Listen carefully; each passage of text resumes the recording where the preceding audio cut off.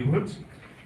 He has national and international level exposure to development related work, particularly in rural livelihoods. He has over 15 years. So, inviting you, Mr. Naveen Horo, to the dais. Naveen Horo is a Naveen Horo is a seasoned development professional serving as senior advisor at GIZ India with over 20 years of experience in natural resource management, rural livelihoods, and climate resilient agriculture. He has contributed extensively to soil health and sustainable land management, notably through GIZ's Pro Soil initiative, which promotes circular economy solutions such as the municipal compost in farming. As an editor and contributor to Healthy Soil for Prosperous India, he has also spoken at global platforms on scaling climate smart agricultural solutions, including digital and extension based approaches to support farmers. Thank you so much, Mr. Naveen, for joining us. Now, I would like to invite Mr. Tarush Jain. Please. Thank you, Tarush. Mr. Tarush Jain is the founder and CEO of Sarthak Collective and leads Gyan Global, bringing over 8 years of cross-sector experience in strategy, governance, and institution building. His work focuses on strengthening organizations by helping them define their purpose, design effective strategies, and build long-lasting institutional structures. Alongside his consulting and leadership work, he writes analytically on public policy and governance, contributing through pieces on issues such as tax regulation, digital governance, and the Aadhaar bill. His broader interests and reflections are also captured in his writing platform, The Underage Pragmatist. I'm sorry. I would now move on to invite Mr. Prabhat Kumar Jha to the dais, please. Mr. Prabhat Kumar Jha is currently leading Climate Resilience and Sustainable Development (CR4SD) initiatives at Reliance Foundation as the team lead. He brings to his role a background in coordinating large-scale development programs. He previously served as the team coordinator for the National Resource Center for Livelihoods. Thank you so much, Mr. Prabhat, for joining us. Now, I would like to invite Mr. Mahesh Gupta ji. Mr. Mahesh Gupta is a highly accomplished professional with an exceptional academic record. He has been practicing as a company secretary since 1986 and is also a certified CSR professional. With over 40 years of teaching experience, he has been a popular faculty member at leading institutions such as NIRMA, IRMA, EDI, SEP, MICA, IIM Ahmedabad, CIIE, and others. Mr. Gupta is a founding team member and board member of iCreate, which is a world-class incubation center inaugurated by the Prime Ministers of India and Israel. And last but not the least, I would like to invite Mr. Rajesh Suthar. Thank you. Mr. Rajesh Suthar is a development professional with more than 16 years of experience. He is associated with Ambuja Foundation for more than 12 years and worked in different locations and different positions, which enriched his experience of working with smallholder farming families. He is a graduate in horticulture and MBA in rural marketing. Currently, he is looking at agriculture-based livelihood programs as a vertical head. I'm very, very happy and honored to have this very esteemed panel. And so, over to you, Naveen Bhai. Thank you so much. Thank you so much, Siddharth. So we are having this, I think, very important emerging topic which will be discussed here. We all know that carbon is becoming very, very important commodity. And the traditional programs which NGOs used to run using the charitable grants, either in the form of CSRs or from private trusts, we were always doing things like, let us say, plantations, sustainable agriculture, biogas, those kind of things, solar. But whether those kind of activities can be connected to carbon offsets and whether that can be funded through CSRs, it adds another complexity. So where this sector is going, what are the legal, ethical, moral questions or practical questions, we'll try to get into deeper understanding. So without wasting much time on introductions, I first go to first thing first.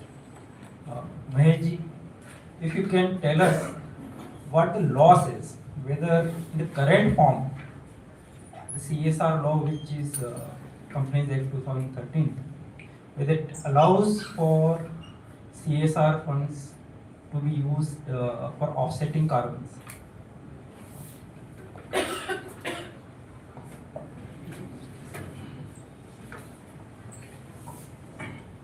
Good afternoon to you all, friends. It's my pleasure to be with you this noon. The first question is thrown to me, so I have the liberty to talk more. There would not be any repetition at least. See, as far as the CSR is concerned, despite 11 years of its mandatation, it is in the nascent stage. The CSR obligation through section 135 of the Companies Act was mandated from 1st April 2014 under the Companies Act 2013. Every company which has 1,000 crore of turnover or 500 crore of net worth or 5 crore of net profit under section 198, which is basically the gross profit before tax, they have to spend at least 2% of their net profit on corporate social responsibility. What activities they can engage into? It is Schedule 7 of the Company Act defines. When I look at the provision, it's clause 4 of Schedule 7, ensuring environment sustainability, ecological balance, protection of flora and fauna, animal welfare, agroforestry, conservation of natural resources, and maintaining quality of soil, air, and water. These are the things covered. So therefore, as far as the legal is concerned, a question would arise, can this carbon credit or carbon generation could be used as a CSR activity? Now the question is, how we are going ahead. That's very important. In FAQ, it has been already stated that you have to spend the money. Now in CSR, it is a credit, I am not spending. It is an asset, what I have. So whatever carbon emission we have to offset that carbon emission through the credit, number one. And secondly, if there is any surplus, only that should be done, nothing beyond. And as soon as my account for the carbon emission and carbon credit is set off, any surplus only could be explored, nothing beyond. Secondly, there is also one provision which speaks that whatever is your legal obligation under any other law, you have to comply, that cannot be part of the CSR. This is also very important. I just give you an example. There was an inter-ministerial communication, one ministry, labor, along with to the Ministry of Corporate Affairs, that whatever apprenticeship fee is paid to the apprenticeship or apprentice, what a company is required to take and provide or impart training, could it be considered as a CSR?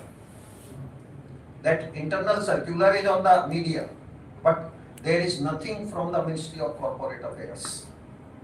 There could be a view that whatever is my obligation, suppose I have to take 50 apprentices, whatever apprenticeship fee has been prescribed under the law, that cannot be CSR. But if I provide more than 50 as an apprenticeship voluntarily and pay them the higher than what is the minimum salary which has been fixed or minimum style, could it be considered? So Labour Ministry has requested Ministry of Corporate Affairs, but they have not replied so far. As far as the carbon credit is concerned, because there is another provision which says you should spend, it is not spending. So we'll discuss on that. And take your other. There will be another round. Thank you so much. Now I go to Naveen. Because you are working in an international organization and for large numbers of years, GIZ has also promoted sustainable agriculture in the country, whether soil health, forestation. There has been large numbers of projects. What do you see from international perspective as well as policy level in India, where this sector is moving, whether there is discussion happening at the policy level, uh, whether carbon offsetting activities can be undertaken under CSR or any other similar provisions. So what do you see at the top level, the Indian government level or international level? Let me break this down into three pieces, at the macro level and then at the meso level and then the operational level, right? So when we look at the meso level, at macro level, of course there is this growing market for carbon credits, voluntary space, compliance, talk about Article 6 now, there is a lot of commitments coming in, a lot of mechanisms building in. So there is a growing carbon market demand also. The question therefore was, what does it mean for sustainable agricultural context, right? When you go out to a farmer and say, okay, you adopt this measure because you will get a carbon credit with incentives, he or she is not even interested, right? For he or she as a farmer, the primarily sort of objective is to ensure that the production is good, it's sustainable, and they get some returns out of it. Other ecosystem services like carbon and all, it's a long-term thing. So keep farmers in the center of your thought when you think of carbon markets. Now then, how do you really create this narrative? For whom is this carbon credits going to work? And therefore, what we also were talking about was, if we want to move towards sustainable agriculture, agroecology, sustainable food systems, carbon credits becomes one of the means of the finance, which is a top-up to all the other services, all the other benefits that you are trying to bring in into the agriculture food systems. So carbon credits or carbon markets are not the end of it. It's only a part of it, a small part of it, a cherry on the cake, as we say, right? So that's the context one needs to really understand. The other is, if you also look at how the policy environment is moving, evolving, we are still in a dichotomous stage as of now, where on one end, as part of our nationally determined contributions, we haven't talked about mitigation benefits from agriculture. We haven't committed to it. We have committed to adaptation in agriculture. The moment you start talking about, hey, we have to reduce carbon footprints in agriculture, there will be a great opposition, because we haven't, as a country, we haven't committed to it. So as long as the adaptation story is there at the policy levels, that's a welcome idea. On the other side, there has been also an initiative, all of you might have also heard about this, that the Ministry of Agriculture and Farmers Welfare launched a framework for voluntary carbon markets for sustainable agriculture. Now the idea therefore there was, if ministry is promoting sustainable agriculture, can the additional incentives for voluntary carbon markets play a role in providing some top-up incentives to the farmers? Right? I'm again using the words top-up because carbon credits should not be the sole purpose of what we are doing and what we are talking about, right? So that's the second level of response. Last one in terms of the operationalities is, I'll take you to the philosophy of why even carbon market evolved, right? It evolved from the perspective of what is the status quo now? What is additional investments you are trying to make to get climate mitigation benefits? That's the simple of the philosophy, right?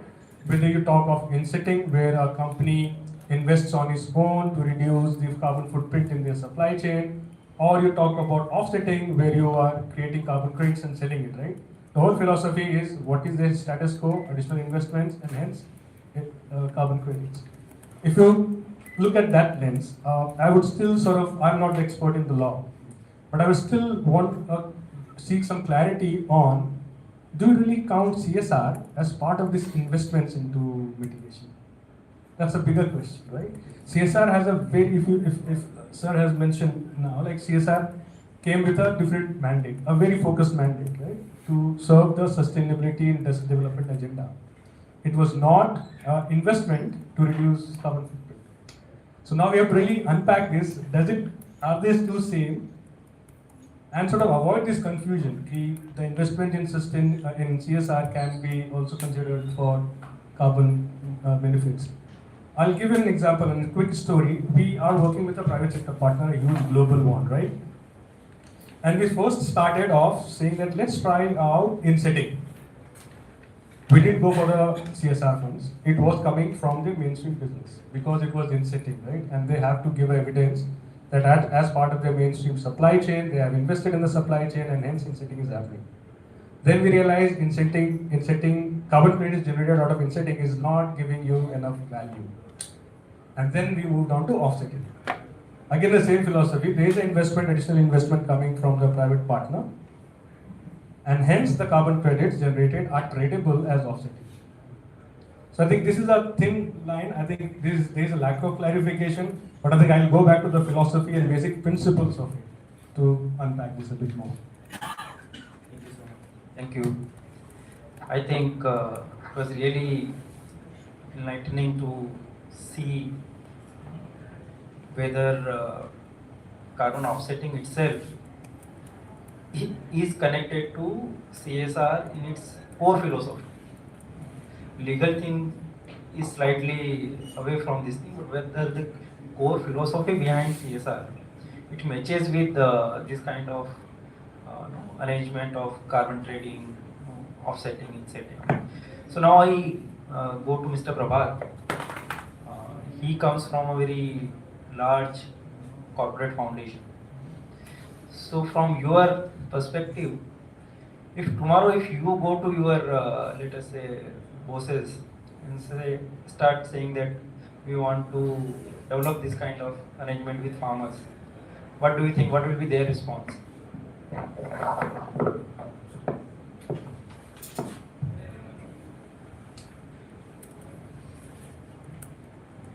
See, actually, the mandate of CSR, I think, is giving back to the society. And as far as it is concerned, if my 1 rupees can give 10 times or 100 times result in the community, the idea is always well. So, I think idea-wise there is no problem, but at present, if you will see the carbon market, it is dominated by investors and project developers. So, where do you see a farmer in the overall framework? You know? And I have discussed with a lot of companies which come with ideas that we are working on carbon projects and we have so and so carbon projects running in different areas.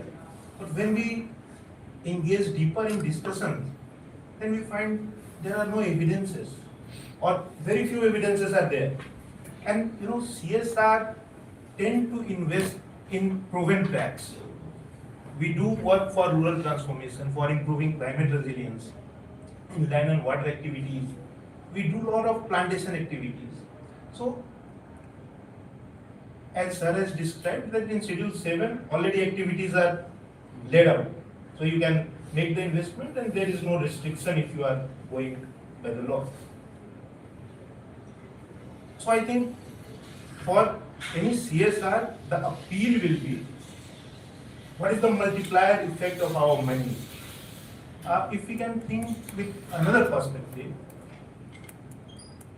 sustainability is one of the challenges we face in any project. You know?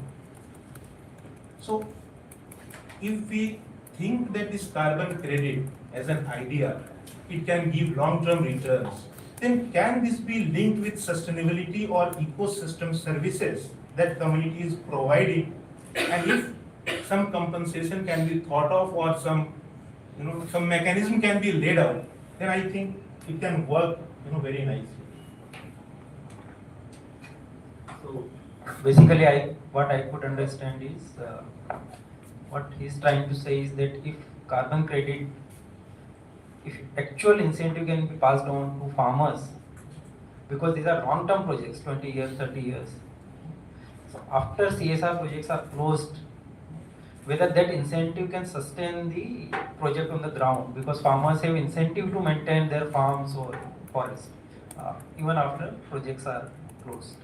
So that is the whole, maybe one argument towards why we should go for carbon offsetting projects through CSRs.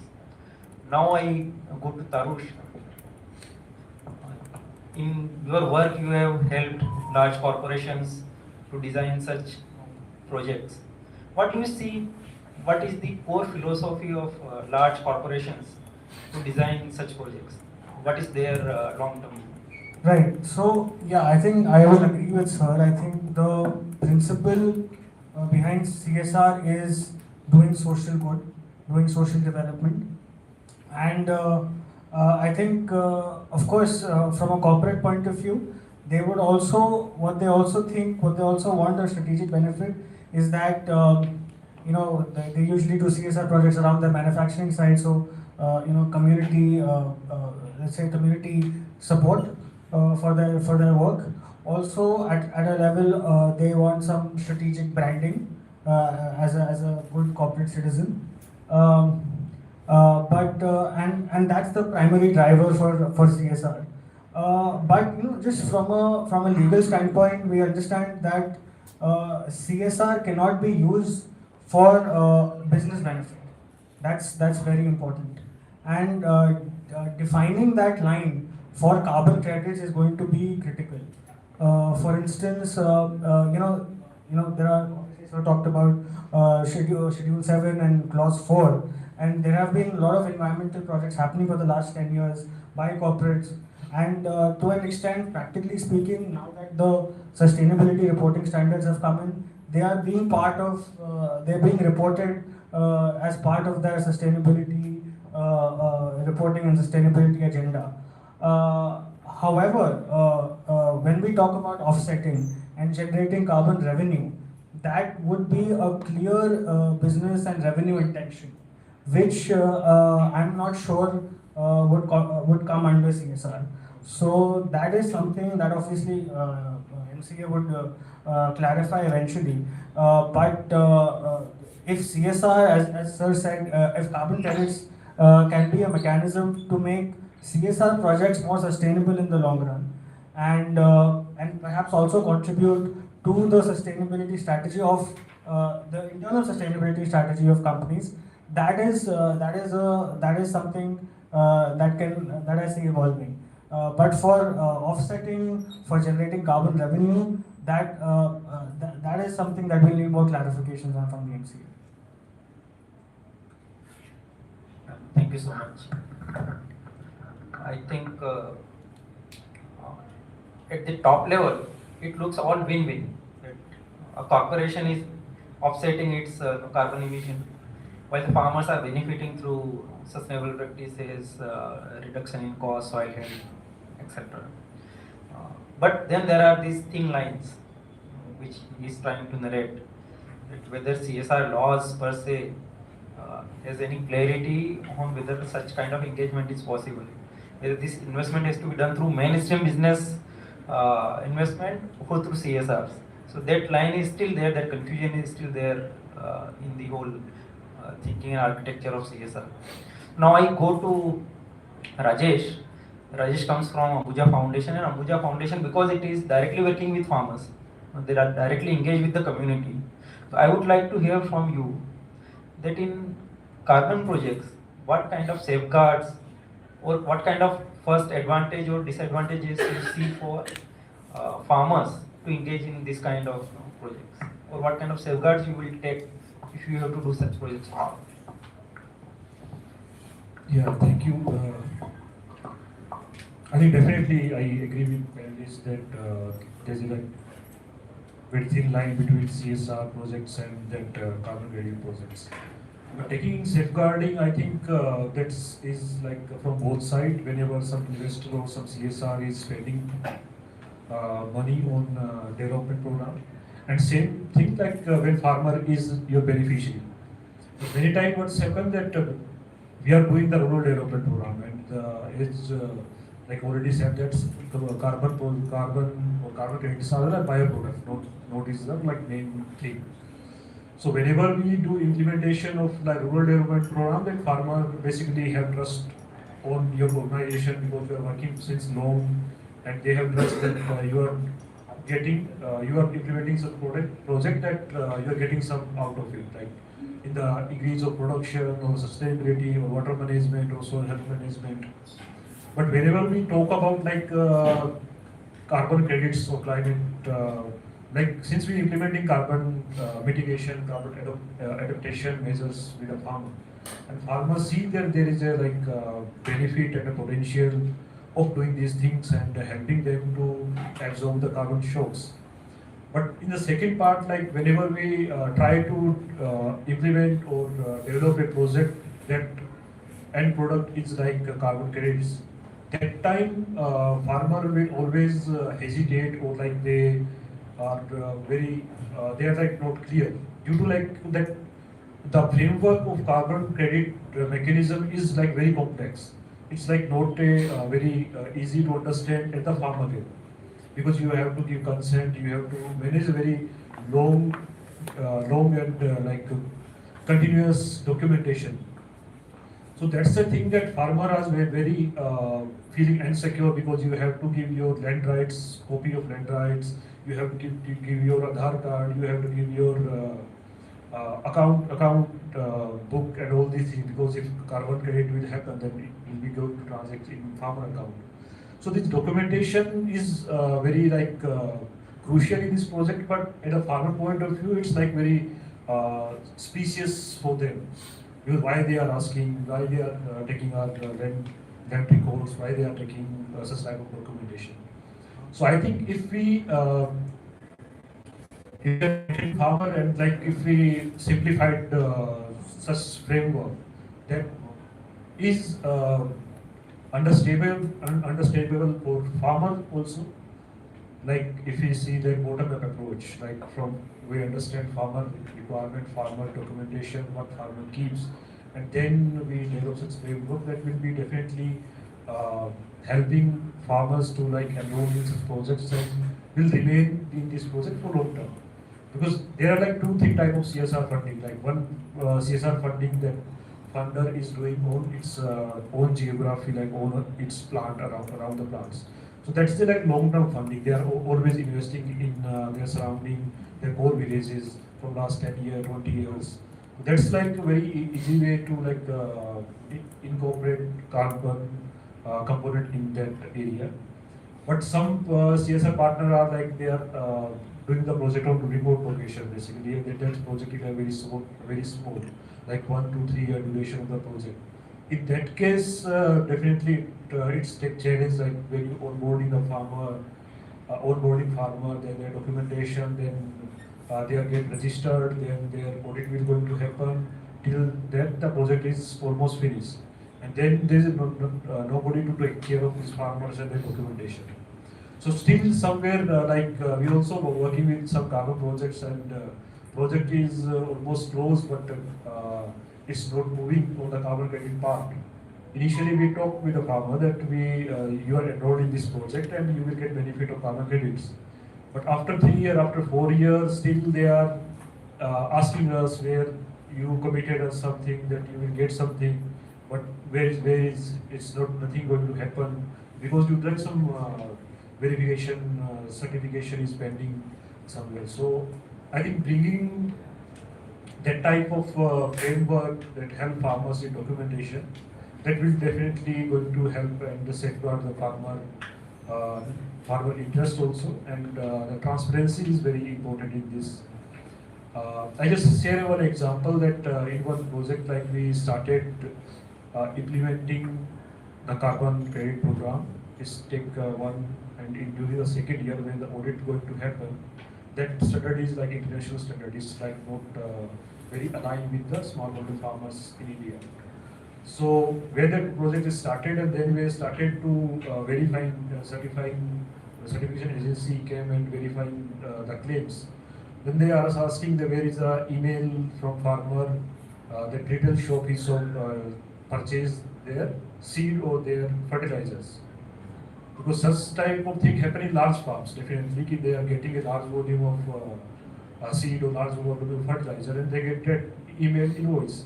But in Indian context, definitely farmers not getting such type of email or such type of thing. So that project is still stuck there, and the certificate agency are still trying to like encounter such type of documentation challenge and definitely I think India, as India has started that climate market initiative, and definitely I think if that will come, that will implement, that will going to help like smart farmer in India. Yeah. Thank you. I think very interesting perspective that even if some set of farmers desire to go into this kind of arrangement, what kind of ground level challenges are there? It's not so easy. Enrolling farmers, getting audits, getting documentation, and for the grassroots organizations who are directly working with farmers, if you promise something with the farmers and if then there is no delivery of any benefits, then what happens? Whether the trust with the farmers goes down. So all this, I think, moral questions are also there. So a lot of thinking needs to be there before actually any project is designed. So Maheshji, I want to come back to you that if tomorrow any CSR come to us and many of us are like directly working with farmers as a non-profits. If they tell us that no, you do let us say forestry or something which will generate carbon credits, and then those credits will be encashed, let us say $30, $10, whatever is the rate of credit, and that money will be shared between the farmer and the company. So whether that is allowed under the law. See, as far as the CSR is concerned, it is spending by the company on social costs. As far as the carbon credit, while carrying out our business activity, it is a byproduct. So it cannot be considered as CSR in my view, number one. Secondly, CSR laws speak only for two methods. Either the company, which is obligated to spend for CSR, can undertake this activity of its own or through an implementing agency. Implementing agency has to be either a trust or a society or a Section 8 company having 12A and ATG with 3 years of experience. Then if it is promoted by individuals or outsiders other than the corporate itself, then it has to wait for 3 years, should have 3 years of exposure. Then only it is entitled to act as an implementing agency. Here, thirdly, all these CSR projects could be ongoing or other than ongoing. Other than ongoing, whatever is your CSR expenditure is there is to be spent by 31st March of that year in which it is to be incurred.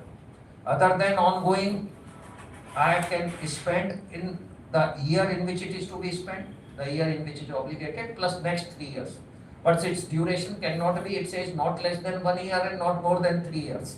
Now, as far as when we talk about the carbon credits, suppose somebody goes for forestation, its benefit could be beyond 3 years. Because suppose there is a plantation there, the agri-forestry, it will not generate any carbon credit unless that tree becomes a large tree.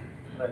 So whether that credit should be given when I have a sampling or sapling, or should it be when the tree becomes large and really the carbon emission is reduced or carbon credit is available.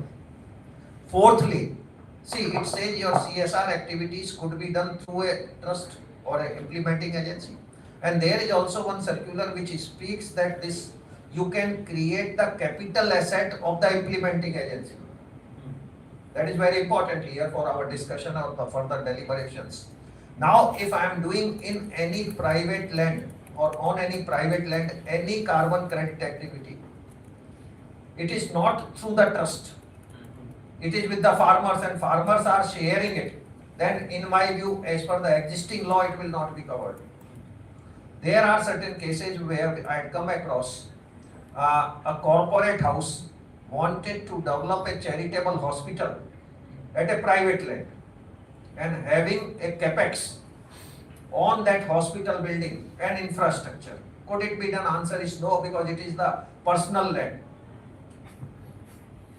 Another client of mine, he evolved that he will have an old age home on his personal trust, land owned by his personal private trust. That is also not eligible unless you have minimum 30 years of lease. Where, see, you are spending your CSR money on construction of a building. Now, your lease period is 1 year or 2 years or 3 years, and that lease is broken, lease is terminated. What will happen to that building? It means you had spent CSR, you are claiming the spending, but the benefit doesn't go to the society at large. Now, another question which I am throwing away to the panelists also, and then you can also come at a later stage if the moderator permits. Yes. See, here the question is, suppose there is a power generation company. Now, earlier the entire power generation was through thermal. Thermal has lot of, the emissions. Now, it has shifted to solar panel. Solar panels are installed in remote locations. Then power is generated, transferred to the grid, and then only now can this company or your customers who are using would be benefited? Number one, if not the company, whose CSR it would be considered? For example, EV, by 2030, our country should shift like all gradually. Diesel vehicles have been phasing out. Petrol vehicles will phase out again, and by 2030 it is anticipated that we should move to some alternative renewable energy, which may be EV is the only way, because solar cannot function in the EV segment, or we can say the vehicle segment, because we had been explaining or researching. I create where I am one of the co-founder. Many researchers come and we work because the solar power generation capacity is lower. Now, when some plant is running or a power generating company generating the power through the solar panels, entire power generation, big farms, even government of Gujarat C&I scheme, where 76-24% equity participation, many companies have been formed in collaboration. Power company is having the 74% equity, 26% with the minority shareholder, and we generate power at their place at a capex basis. Now, who will get the credit or carbon credit for this? The power generating company or that person who is really using EV? Suppose he is with Reliance, he is with Adani's Ambuja. Now, if they buy 200 EVs, so whether the EV manufacturing company or EV using company should get the carbon credit, and which year, the day in which they invest in such vehicles, or they invest when they use it over a period of 10 long years. Whether this investment can be booked under CSR? No, it cannot be, because the carbon credit is not there, and it cannot be. If you buy EV or you buy electrical bus for your students for the college, can I consider it in my CSR expenditure? In my view, it is not. So still lot of changes in the legal system needs to be there. Government of India, Ministry of Corporate has to look from the holistic point of view, and very genuinely and seriously, rather than from apart from any pressures from any quarters, because otherwise the EV manufacturers or some other people will put pressure on the ministry and they will pass out or issue some circulars. That should not happen. That's my view. Very interesting. Thank you, sir. I think lot of real shades of law. What can be considered CSR and what cannot be considered CSR. And we have to be very cognizant of all these shades when we design any program. So Naveen, I come back to you. I see that ZI is a kind of organizations have helped Indian organizations a lot in terms of capacity building on, let us say, sustainable agriculture, afforestation, so many things you have done over the period of time. Do you think that time has come when CSR funds should be used to generate more awareness, capacity building of grassroots partners, communities, and even the government departments? How much investment and whether the investment is needed? A simple sort of answer to this is yes. And this is what we were also talking in the earlier session. The challenge that we all have in the sector is huge.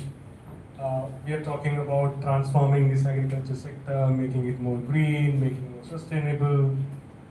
And any agency, including GIZ, is only a drop in the ocean that we can do, right?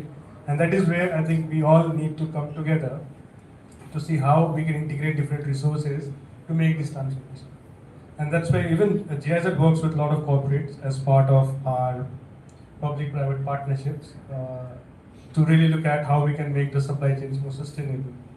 I think looking at the larger ecosystem of partners and stakeholders, I think CSR is one of the biggest resources, if not the biggest, one of the biggest ones besides after public resources. And I think it will be foolish to not really leverage this expertise and resources that we have within the sovereign boundaries of the country. Right? So I think CSR is must and we should leverage it. Just a quick sort of clarification on the confusion of who sort of is owning the credit. It's largely supply chain based, right? If I am an EV producer, my supply chain ends from resourcing the raw material to producing the EV and then selling it off. And within this, if I have reduced my footprint, that's accounts for carbon credit. Now I am a logistic company. I normally use diesel trucks.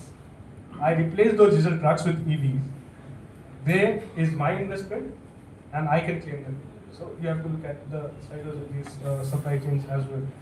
The last point that I would only sort of leave behind is a bit of optimism because we have also experienced this in the past, and I just want to share this experience with you all. How we can still leverage the CSR resources for carbon credits. I think that's the question that we started with. Legally, it's difficult, but there are also ways and means to do it. One needs to really understand is we should not or we should avoid double dipping in the books, right? And that's the very, very clear message. You can't dip your social responsibility with carbon credits, like what Kelly is also mentioning. So we have to have a separate books of accounts, right? And the way we worked was, when we look at this community-based carbon projects, first thing first is, of course, you don't go to the community promising them carbon credits with revenues or incentives. You go with a sustainability message, right? And carbon credit-based incentive is only a top-up to it, right? Now, when you plan to do that, there is a lot of these capital investment that goes into it in terms of institution building, awareness generation, capacity building, introducing right technologies, right? Where it will all come from. So I think that is where CSR can be leveraged. The other cost that is heavy on the carbon project side is on MRVs, validation, verification. So what we did in African context, in Kenya actually, we used our own resources as the bilateral resources plus some private, so the other, I would say the grant resources to pitch for these costs, which are softer in nature. We also helped in terms of creating an entity of farmers as farmer federation. Now the credit generated was owned by this federation, and this federation were entitled to trade it as they want. And then they would decide with the community in terms of what they do with this monetized credits. They decided to use it for the extension services because in Africa extension services is really, really not available. Right? In Indian context, we can think differently. So I think three messages: keep the books very, very clear, no double dipping. CSR is different, carbon is different. Second is leverage CSR money and other sort of grant-based money to create this groundwork of institutions, of capacities, and then there should be a separate entity that takes the ownerships, the monetized value of credits on their own books. It should not be GIZ book, it should not be in CSR Foundation books, it should be a separate entity because that's a very clear accountability. And I'll stop there, but I think, yeah, this is just to sort of give some insights that it's not purely a black and white situation that it's no-go. There are certain sort of ways where we can leverage these potential resources for the tapping into the carbon-based incentives also. I think again very interesting. So the Indian context is very different, and we have large numbers of community institutions present on ground, whether they are SHG federations or cooperatives or farmer producers companies. And farmer producers companies by nature they are for profit. So whether they can engage in such kind of projects rather than, as he said, why non-profit would like to risk its own balance sheet and get into legal trouble. So whether any entity which is farmers collective, which is formed for farmers benefits, whether that entity can engage into carbon projects with the farmers, and it can provide a long-term benefit to FPOs that for 20 years they have some incentive to continue their programs. So Tarush, I'll come back to you when let us say you design these global programs for global corporations. Do you think the community safeguards are taken into? There are enough safeguards which are ensured by big corporations for the indigenous communities, for farmers, where the farmers are fully informed, they are taken into confidence before the projects and agreements are signed, and what kind of safeguards has to be taken? Yes, I think that's very important. But yeah, if I'm being honest, at this point, when programs are designed, the consultations or consent, as we say, is very superficial or very surface level. I think it needs to be deeper. And given what we're talking about, carbon markets and the longevity of any carbon-related intervention is important. So, the safeguards need to be much stronger and institutionalized. So, for instance, I think, apart from a legal clarification, I think we will need a kind of dedicated framework for community involvement for carbon-related projects. That would stretch right from, free prior informed consent, as we say, in the local language, in the local dialect. We were discussing this in the earlier session as well, on how to sort of develop modules that inform them of the regulations, the elements of a carbon project. You have to inform them about that it's going to be a 2030 commitment. What are the kind of documentation? What are the kind of steps that we need to take, and so on. We'll have to, of course, give them information around revenue sharing as well, potential revenue generation for them.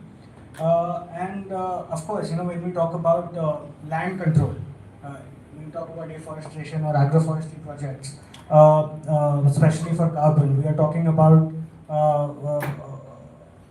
that particular intervention being in place in their farm for 20-30 years, which is going to be a big commitment for farmers. And we have to do a couple of things. One, there has to be an incentive structure on them continuing this intervention. For example, we're grappling with these initiatives, we're grappling with these issues with the work that we're now doing. For instance, there is this net zero village in Minangadi, Kerala, wherein they have devised a very interesting structure on creating a tree bank, wherein each household owns the tree and they have a tree account, and they get incentive for the saplings which survive, but not for the ones that die. So we need to create incentive structures. Secondly, we also need to create exit pathways. For instance, in say 10 years, 15 years, the climatic conditions change, all the social circumstances change, and they want a different use case for their land. There needs to be a pathway for them to do that without incurring too many penalties or without incurring too many legal cases. So there has to be a clear pathway on that.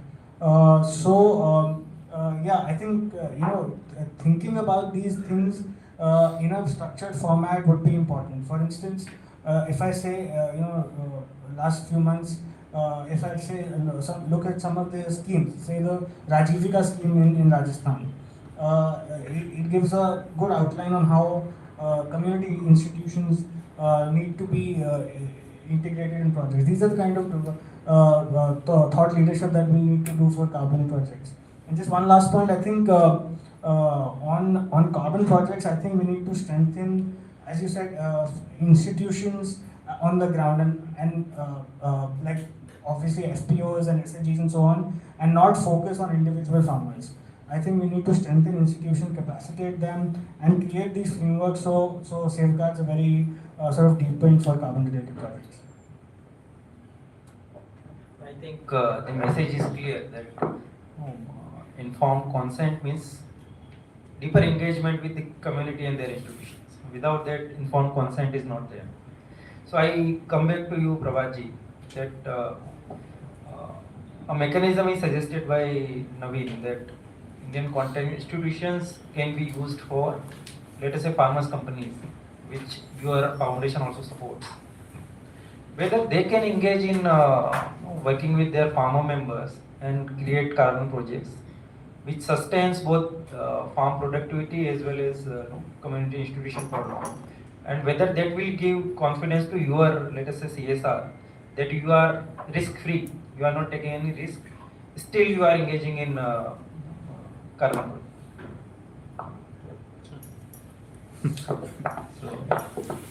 Sir has already described about the law that with whom a CSR can get engaged, that must have to have 8TG and 12A. So FPOs are not supposed to have that. You know? Yes, not allowed to have that because they are profit-making companies. So a CSR can work with NGOs, trust CSOs who are having 12A and 8TG.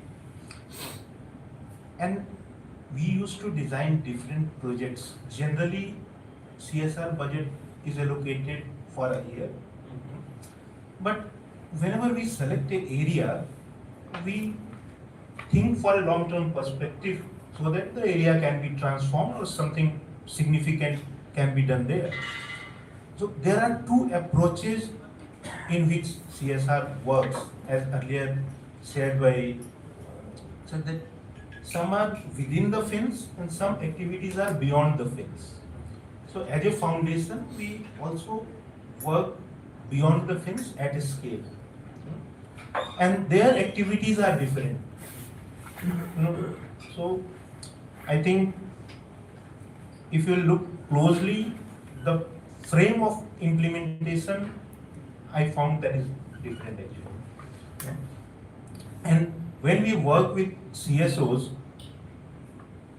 strategically we are selecting mid-size or small CSOs because building them means building, strengthening ecosystem of the development. I think it is a greater task that every CSR should contribute to, and they are already contributing to it. You know? And we need to come up with a mechanism that how these CSOs can get engaged with FPOs or panchayats to develop such projects, because even CSOs cannot directly get engaged with FPOs. Means direct transaction is problematic in a sense. Yeah. So some mechanism can be devised. When I was working with Pradhan, since I last 10 years, I was thinking of carbon credit. I need to do something of carbon credit, but I was not allowed. So some colleague formed a new entity, Cognisphere, and they are working on carbon credits exclusively. There are, whatever one can do, you need to be in the boundary of the law. So I think it's very clear that every organization falls under purview of a certain type of section under law, and that particular organization will not risk its own compliance for even for the benefit of community. So first, safeguarding own organization is also very important. So I come to Rajesh with you that in your opening remarks you said that there are a lot of complexities onboarding farmers. First you have to train them, behavior change, they start adopting practices, then a lot of legality is there, documentation is there. So do you think that the organizations who are directly working with the farmers, they also have enough information, competencies and investment available to fulfill all these obligations? Yeah, I think definitely gap is there because implementation agencies are also not clear what are the requirement of carbon framework, brain our gold standard, what they want, what is the framework. And definitely in that space, carbon developers, companies, they are supporting to implementing agencies to understand these projects and their requirements. So definitely there is a huge gap of understanding the carbon market, its framework at the grassroots level organizations. And also that second thing that we are discussing about like CSR funding through like carbon credits through FPO and collectives.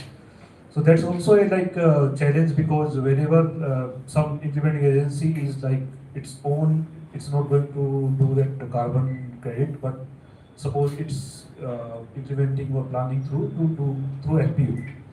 But whenever we like talk about that, whenever there's like some chance to get involved with FPO and because they are profit making company, but that time there is challenge is become like due diligence because FPO don't have that much of good balance sheet, that type of good rapport of their board and directors. So that also a challenge that FPO, the investors are not interested to go with FPO. So that capacity level, capacity building level at like FPO also and like implementing partner that also required it very like we can say it's like very urgent in this matter because we are moving towards that. But definitely there is a huge gap and that can be made through capacity building of the implementing partner and their teams. Yeah. So maybe we can open floor for questions now. So if there are questions, we can take up. Yeah. Please introduce yourself and then your question. Hi, I'm Veena Srinivasan from Well Labs. It's actually a clarificatory question. When you're talking about carbon credits, are you talking about only something that has to be sold, or is is the BRSR reporting, does that also count in terms of, because that's completely voluntary right now, right? So can you spend CSR money and claim it on your BRSR reporting, and that's completely legally in the clean, or that's also the same problem?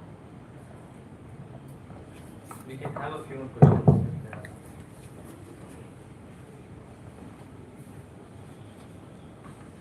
Yeah.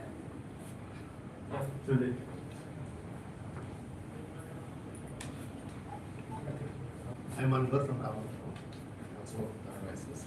So there was an assumption, which I just wanted to understand better. The assumption that carbon credits, when the revenues are going to continuously increase. I think in reality, they will decrease. They will decline. It's not, this is a kind of point that related to sustainability. That's one can have an assumption that I want to clarify. Second, even the ecosystem of functioning carbon credits, there are a lot of challenges. Even the current methodologies. There is a lot of reimagination is required on the methodologies. And then the kind of simplification of the MRVs. I think these are some of the challenges. So maybe I think CSRs can help in building that kind of a good ecosystem for farmers to really move forward. Anyone want to take I also have just to add. One by one. Okay. So first question. Okay. No, so on the sustainability front, yeah, CSR, as I mentioned, that currently you're right, CSR projects are being voluntarily reported as part of BRSR reporting, but not necessarily being calculated under the net zero agenda, under the net zero strategy, because that includes scope 1, scope 2, scope 3, and CSR does not necessarily come under those, under scope 1, 2, 3. But we know of examples and we work with companies which are getting the CSR projects validated by carbon credit agencies and reporting the same in BRSR.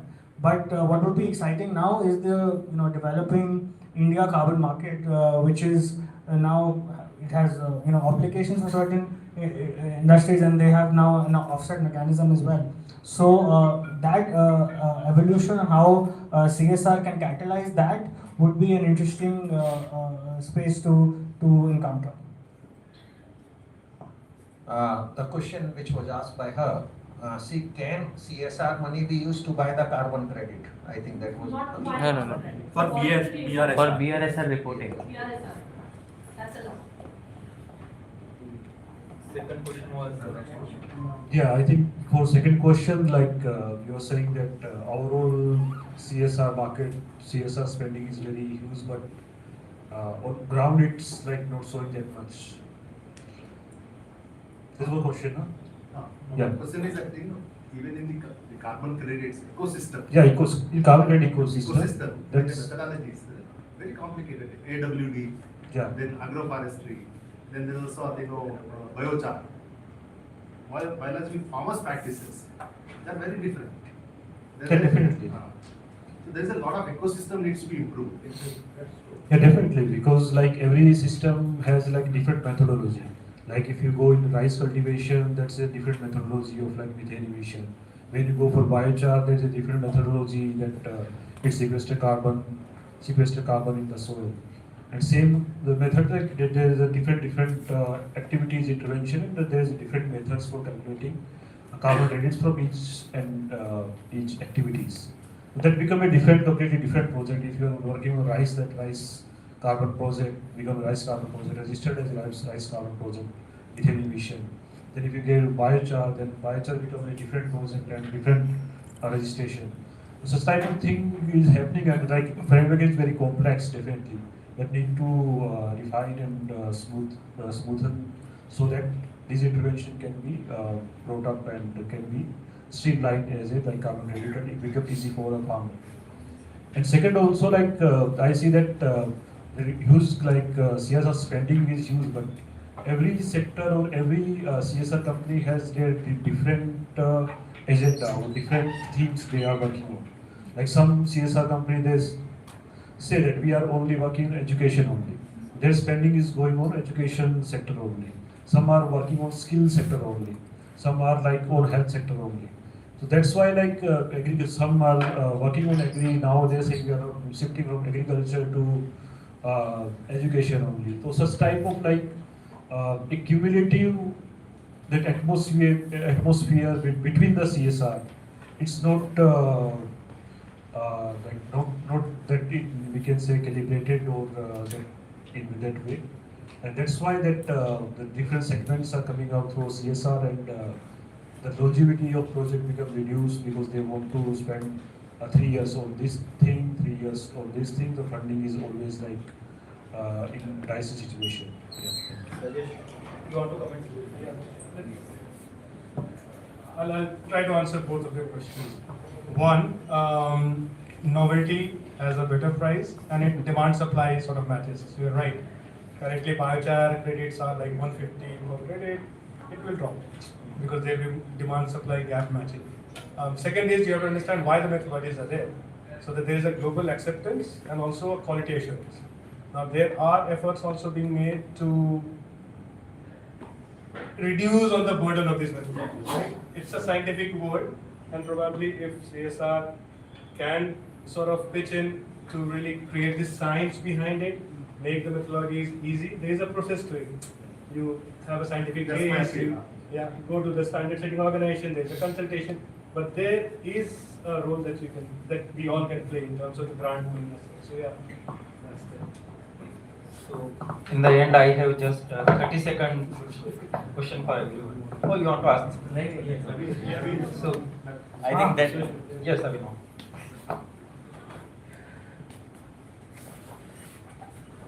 I think the discussion we spoke a lot on CSR and their sort of whether they can develop or support projects around carbon, but like sometimes, like for example, we support a lot of plantation activities as part of our livelihood projects or region agriculture as well.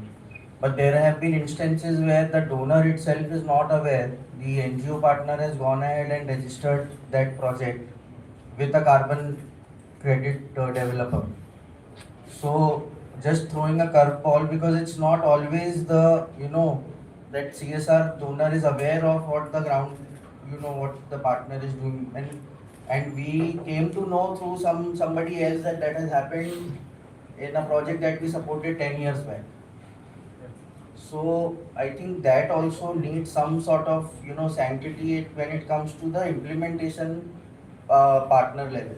I think that's the other thing that I feel, which is especially when it comes to CSR, which is in getting increased. Like sir said, carbon is a byproduct. Naveen, you also mentioned that carbon is something which is a part of the whole. It's a cherry on the cake. I would not even say a cherry. It's like one some side sort of dry fruit in the cake, I would say. Yeah. So it needs to be treated like that. I think we are too over carbonizing everything. Like, so I think there needs to be some sanctity and some sort of reasonableness to how much we are emphasizing carbon. It's just becoming a little too much. Yeah.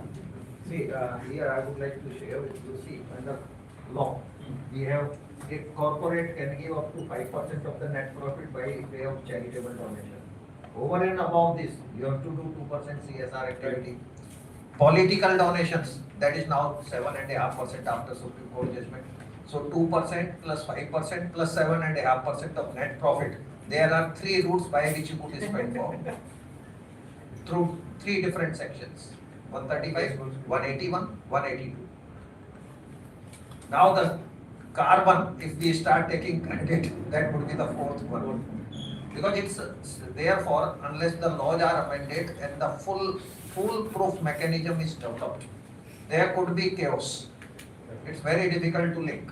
And lot of changes have to be brought in the legal system. I am of the view that the present legal system does not allow such credits. To be very honest. That's my view. I think very good. What he said was plantation. When implementation agencies plantation and they are getting the credit points for carbon after 10 years, I think that is okay because project is for 3 years. After 3 years, CSR has nothing to do with it. And if in case that's the integrity of the project, I think the donor agency as well as the implementing agency has to put down into black and white the deed or the agreement that not up to the time of the project, the person has to be getting this carbon. Because you cannot stop an NGO to work on carbon just because he has worked on the plantation of that. Sir, I think That's why here I would like to make a mention. That point ethically is good, but you cannot stop an NGO working into a. No, they may work. Not stopping anyone doing anything. There is a clarification by MCA. It says the surplus arising out of CSR activity shall be utilized only for CSR project. That is your over and above your CSR obligation. If any NGO or any intermediary or implementing agency is getting carbon credit at a later stage, because it is my implementing agency, that carbon credit has to be additionally used, will not be forming part of the new or adjusted against my future CSR activity. right. So I think the simple understanding is that the CSR has exited after 3 years. If the carbon project is there after 10 years, so whether the carbon credit is flowing to farmers or to that NGO is, I think, a legal, ethical and moral question. Or to the CSR. Read between the lines. It is offshoot of that project. So I think our time is getting over, so I just want to have a 30-second comment from each of you. That what is your view, whether this should be allowed under CSR? If yes, what changes are required? Yeah, I think CSR should be like a catalyst for carbon market, not the driving force or not the basis for one. So yeah, CSR should be allowed with all due clarifications on the legality of it and how to use community engagement. If an organization has carbon credit generated of its own, which is beyond its carbon emission, that only surplus should be allowed to be adjusted, because otherwise it could also sell to somebody else at a given rate. So this could be considered subject to provisions or amendments in the legal system. That's my. Yeah, thank you. I think definitely CSR funds can be a way and can be a, like enabling the environment for the carbon credit projects, definitely. But for the carbon credits, like as become a revenue, and carbon credits are like generated and they are sold to some company, and definitely that should not be covered in CSR, because many CSR partners are always whenever we talk about carbon credits, CSR partners are very like we can say they are always asked that whom you are going to sell, like whenever our project is finished, like 3 years, as you said, after 3 years project is concluded, and after 10 years we are going to register that project in some carbon credit program. Then definitely we should take a consent from the CSR organization that help supported that fund, and definitely like and CSR partner also like want to know that where these carbon credits are going to spent or going to sold. So that's transparency need to maintain between CSR and implementation partner.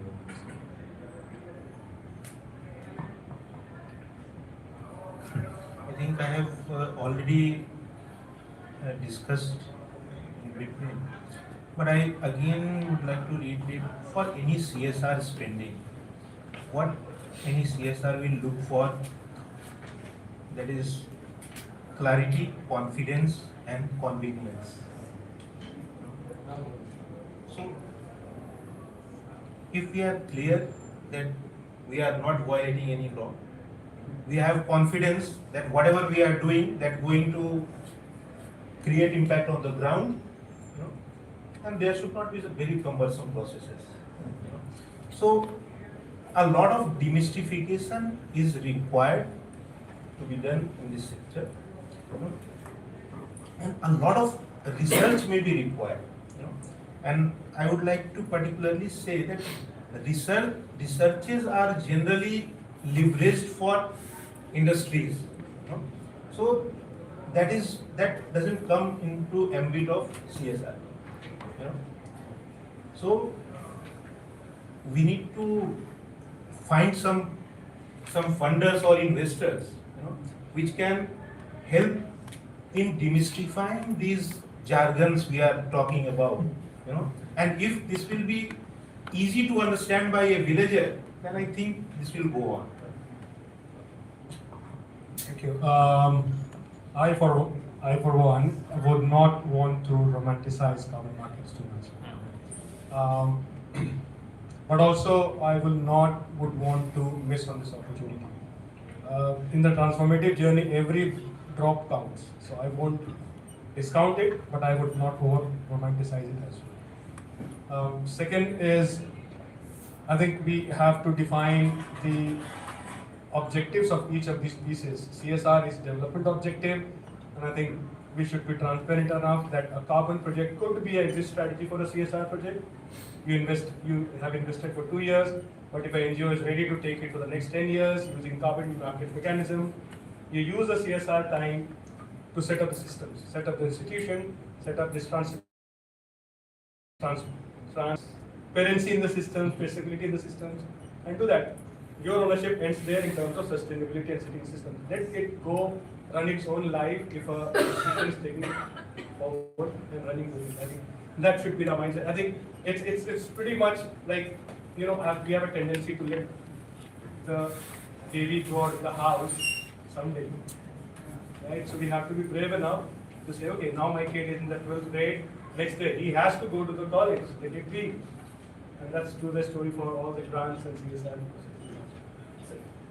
Very interesting, thank you.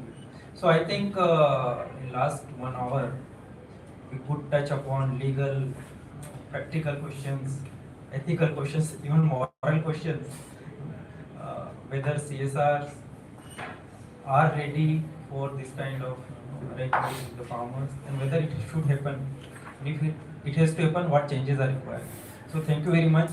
I think it was a really useful session and very insightful. Now I invite CGM team to do a very short session on just 5 minutes. We are working on some principles that if it has to happen, if the carbon market has to benefit farmers, what principles has to be there. So I think they will try and pitch some of these principles. Thank you. Thank you so much, Naveen bhai. Thank you so much. Thank you so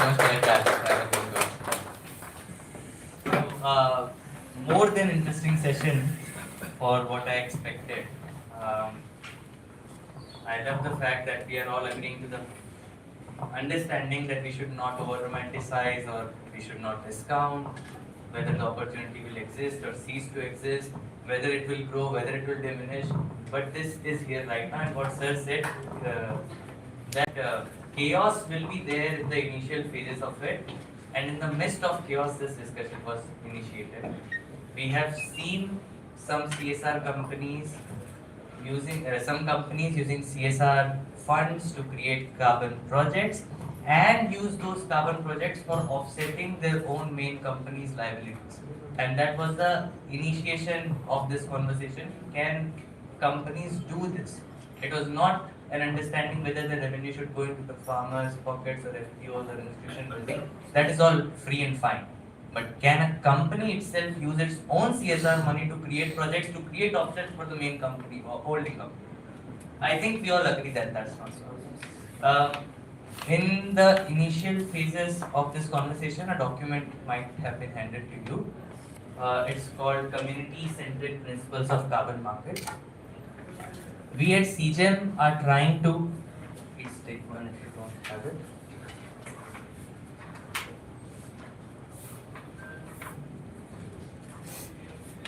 We at CGEM are trying to create principles that will govern the market at a large, not from buyer's perspective, not from the people who buy carbon credits, but the people who supply carbon credits.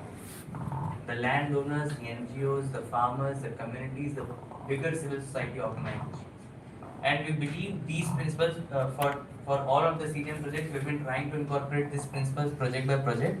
But now we believe it is a time that they govern the system at large rather than just individual projects.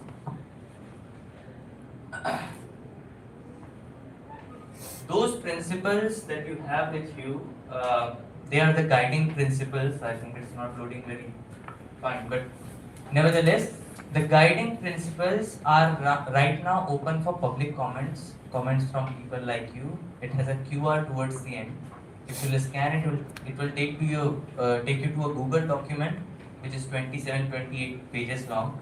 But you only have to look at the principal section of it if you don't want to read it completely. And if you don't have that document, please scan the QR from here. We invite all of you to open your networks for this thing to happen. Please provide suggestions, comments, advices, so that we can finalize something that was crowdsourced by the people who really believe that farmers and communities should be the center of such projects. How we are thinking these principles would be enforced? We are creating a platform. We have not decided on the name. Right now we are calling it Community-Centric Climate Platform. The platform will act as an aggregator and discovery source for all of the projects that our NGO partners does, and connect them with vetted buyers, investors, project developers in the market, vetted based on these principles. People who agree or endorse these principles will have the supply of high quality projects with them. Apart from this particular function of the platform will have a community peer rating system, will invite veterans of civil society organizations, will train them on how a carbon project should be reviewed and rated, will randomly allocate them to random projects so that verification and auditing part of carbon projects, which are still in the stronghold of the developers only. If we can break those clutches and have community peer rating system, which are independent in some sense because they are not directly getting any commission out of the rating system, and it will have some resources, learning management system for wider community, for NGOs, for farmers, in vernacular languages where they can take courses, take resources, contribute in forums, etc. So would love comments for the principles, and please share it with anyone who you feel might provide relevant suggestions. Thank you so much again to panelists. I think before we wrap up, we should definitely thank our speakers Yes. with a small token from CGEM. We have a small token of appreciation for all the speakers in this particular session. Maybe after that. Okay.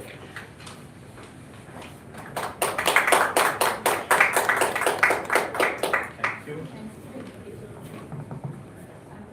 And Yes, please, my sir, thank you so much. Rajesh ji. Thank you. Rajesh. Thank you so much, sir. Abhi. Thank you.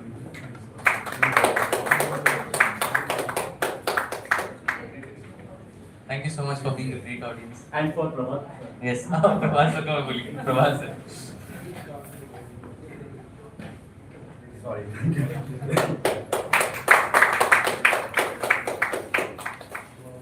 Okay. Thank Thank you so much, everyone. Thank you for being here. हाँ एक panel का अनिल आ जाओ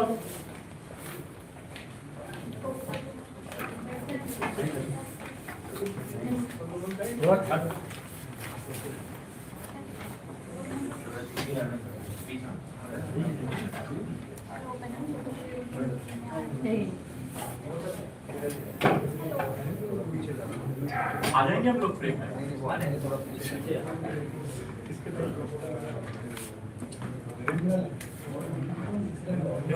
ऐसे